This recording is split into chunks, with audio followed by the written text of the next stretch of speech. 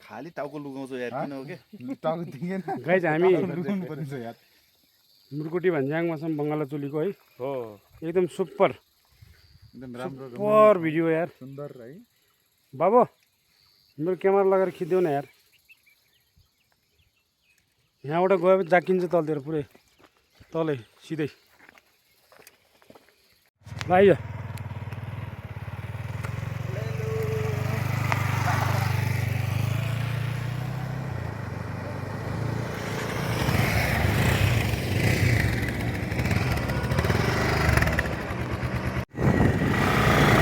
Hello good morning hello guys we are very slow मुर्कुटी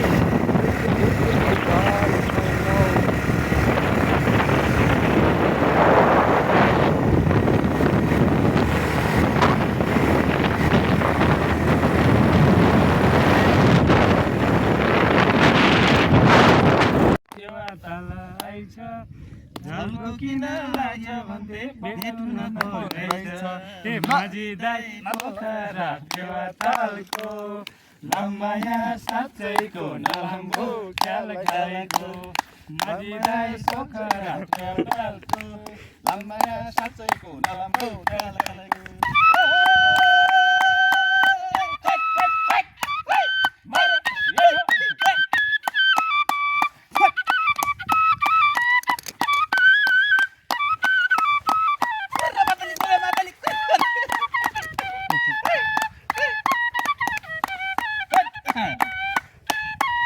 second line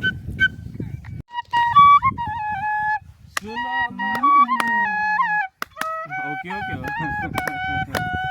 कस्तो आउँदैन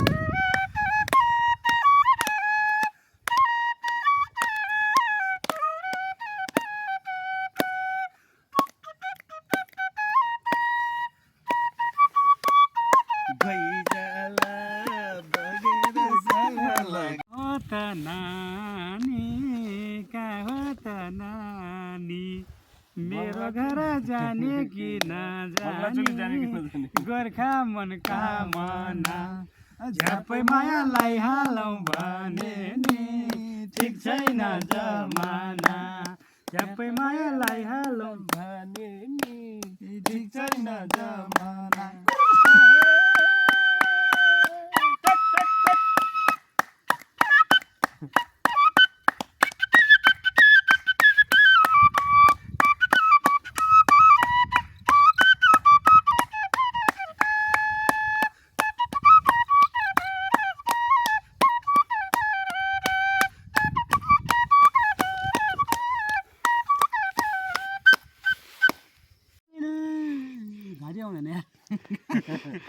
साउदै आउँदैन आवाज के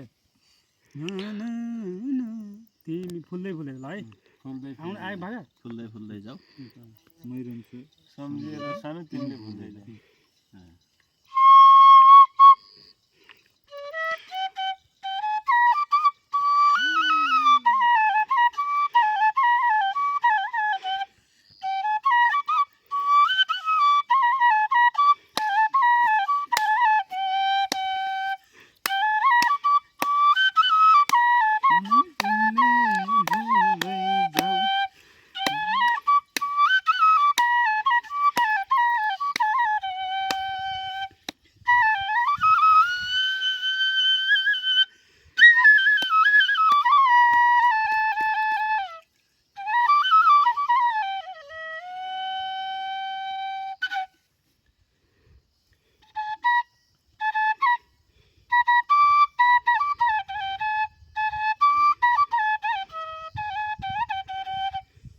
राम्री गर्दाखेरि त्यसलाई एउटा मेहनतका साथ हामीले आफ्नो काममा ध्यान दिन्छौँ र बचेको समयमा मिलाएर यसो फुर्सदको समय मिलाएर हामी दाजुभाइ यो घुमन्ते टिमसँग हामी घुमिरहन्छौँ भन्ने हामीलाई लागिरहेछ अनि हामी चाहिँ धेरै ठाउँमा गयौँ र आज चाहिँ हामी बङ्गला चुलीमा आयौँ दाङकै एकदम रमणीय स्थल एकदम ब्युटिफुल प्लेस यहाँ आउनै पर्ने ठाउँ तर यो सिजनमा आउनुपर्छ है अहिलेको अवस्थामा के छ भन्दाखेरि यो जम्मा झारपातहरू भर्खर उम्रिँदैछन्, हरियाली हुँदैछन्।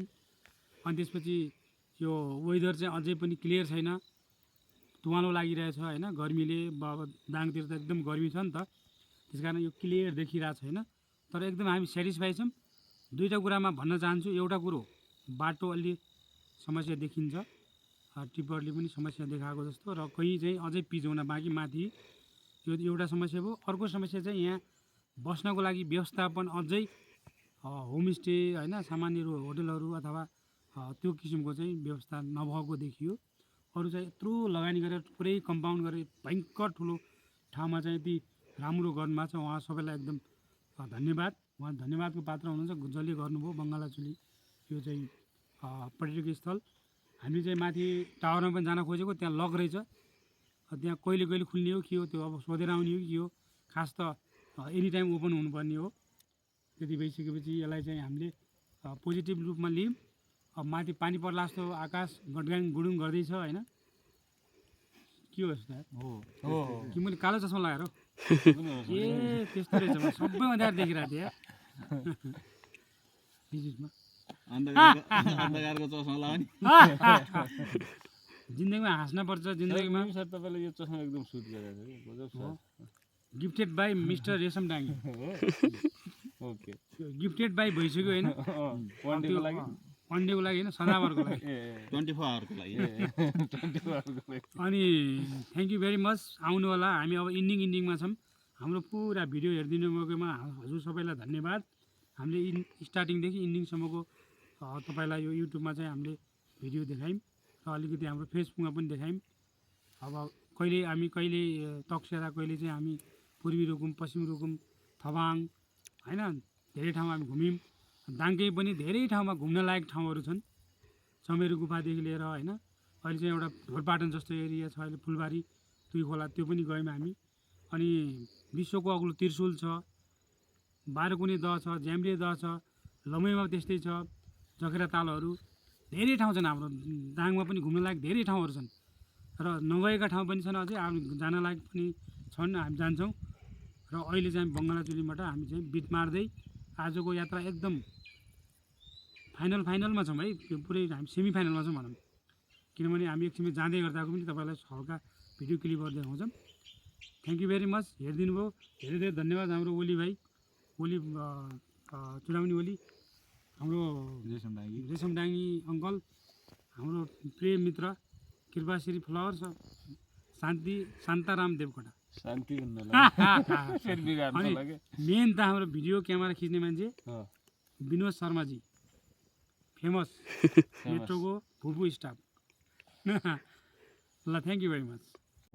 हेलो गाइज, नमस्ते यहाँ सबैलाई स्वागत छ फेरि पनि। म एकदम हेर्नुहोस् तलको घुम्ती हेर्नुहोस्, टक्क लाएर होइन बाँसुरी छ यो ठाउँमा आएर, यो अग्लो चुचुरोमा आएर बाँसुरी बजाउँदा झनै आनन्द आयो। यहाँ चाहिँ एउटा हिस्ट्री रहेछ होइन गाइज। यस्तो ठाउँमा आछौँ हामी, एउटा ऐतिहासिक ठाउँमा आएर हामी जाँदैछौँ, फर्किँदैछौँ। हाम्रो आजको यात्रा यहीँ समापन हुन्छ। अब डाइरेक्ट घोराइ गएर भात खाएर मेट्रो हस्पिटालिटी गएर काम गर्ने हो। हामी काम गर्ने मान्छे, हामी सबै आफ्नो ड्युटीमा छौँ है गाइस। तर रमाइलो जिन्दगीमा गर्नुपर्छ। नेपालमा बसेको फाइदा यही हो। हामी विदेश हुन्थ्यौँ भनेपछि हो फोटो हेरेर भिडियो हेरेर बस्नुपर्ने हुन्थ्यो। नेपालमा छौँ, आफ्नो काम पनि भ्याएका छौँ, अरू चिज पनि भ्याएका छौँ, मतलब घुम्न है। अनि उहाँ पनि क्लोजिङ ड्युटी हो उहाँको, हामी दुई भाइको क्लोजिङ ड्युटी आज नि भाउ हो। ए हामीले काम पनि गर्छौँ, घुम्न पनि पाउँछौँ। हिजो पनि मर्निङ ड्युटी सकेर आयौँ होइन। हामी 5:30 बजे मेट्रो हस्पिटलबाट दौड्यौँ र आज यो उहाँ चाहिँ भ्याकेसनमा आउनु भएको छ। हाम्रो चर्चित पोखराको चर्चित सेफ हुनुहुन्छ उहाँ। हेलो है रेशम कुमार डाङ्गी। तपाईँले वाट्सएपमा, टिकटकमा, युट्युबमा, फेसबुकमा तपाईँले फलो गर्न सक्नुहुन्छ निमकान्त दाइलाई।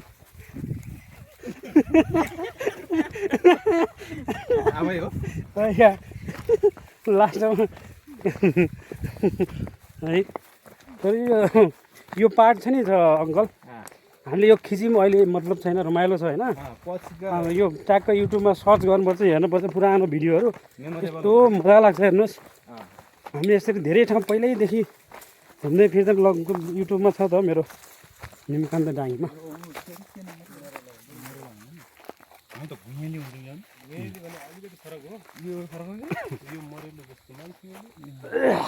कोही हो अघि त बाख्रालाई घाँस हो यार। अघि मैले यसो गरेको थिएँ अङ्कल आउँदाखेरि गरी आइरहेको थिएँ किरा भित्र अडिक झिँगा अडिरहेको छ किरा ट्याक्कै मारेर भित्रै गयो यार। झिँगै त होइन नि झिँगा त होइन झिँगा कहाँ लाग्छ यहाँ किरा हो।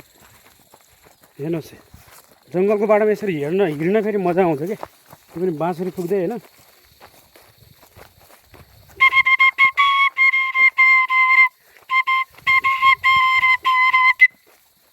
सुनमा साइले माया खाना नाटन नाटन भिरमा नजाउ जाकेर मरौली होइन। रमाइलो त रमाइलो छ है त्यो मान्छे। लास्टै हाँसो फेरि हो खै त हाँसेको मैले खास यो कपी गर्न गर्छु है। प्रशान्त सर आएन तपाईँको आउँछ यार ठ्याक्कै हाँस्नु त